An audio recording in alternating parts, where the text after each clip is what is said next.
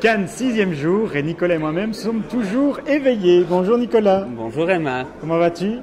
Fort bien, au niveau des veillées, on a de moins en moins d'heures de sommeil. Alors, tu t'es levé ce matin pour aller voir La Loi du marché de Stéphane Brisé, la deuxième sélection française en compétition officielle. Et se lever pour ce genre de film, c'est un peu pénible en fait. Un film avec Vincent Lindon qui parle de... Qui parle en fait de la dure loi du marché, de la dure réalité de la vie quand on n'a plus de travail, qu'on cherche un travail, qu'on se bat pour avoir un travail. Et quand on trouve un travail qui n'est pas très joyeux, que faire? Est-ce qu'on accepte les règles de ce travail ou pas? Et donc pour moi, c'est très écrit au point d'être très rhétorique. J'ai un gros souci avec la mise en scène, parce qu'on est dans du scope tout en étant dans un cinéma vraiment en mouvement, hyper réaliste, toujours dans l'observation, avec presque un chant contre chant. On retrouve toutes les thématiques chères à Stéphane Brisé, tout concentré en un film, mais ça n'en fait pas un chef-d'œuvre pour autant. Deuxième film en compétition, c'est Louder Than Bombs. De Joachim Trier. Oui, alors Joachim Trier, c'est le réalisateur norvégien qui avait fait Oslo 31 août. Ici, c'est son premier film en langue anglaise. Ça se passe aux États-Unis. Il y a un casting assez impressionnant. On va y retrouver pour la deuxième fois à Cannes Isabelle Huppert, qu'on avait déjà vu hier dans Asphalt, le film de Samuel Benchetrit. Oui, et donc on a aussi Gabriel Byrne, Jesse Eisenberg.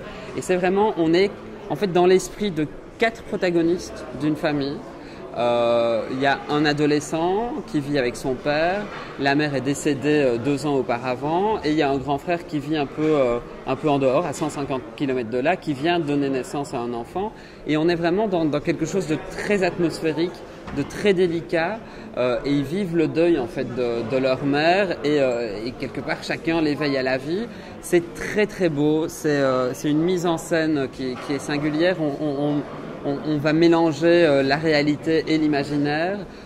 C'est une sorte de conte. La mise en scène est sublime, la photographie est sublime. C'est une très jolie expérience. Nous allons quitter la compétition officielle pour parler d'un dessin animé de Pixar, Vice Versa. Oui, Inside Out. C'est très très rigolo. C'est un vrai ravissement. On voyage à travers les émotions. On considère qu'il y a 5 émotions: la joie, la tristesse, la peur, la colère et aussi le bon ou le mauvais goût. C'est assez joli, c'est très bien pensé, c'est très drôle. Voilà, un très bon moment récréatif. Et pour terminer, puisqu'il a enfin réussi à rentrer dans la salle du tout Nouveau Testament, après Joël Milquet, qu'est-ce que Nicolas Gilson a pensé du nouveau film de Jacob van Dormael?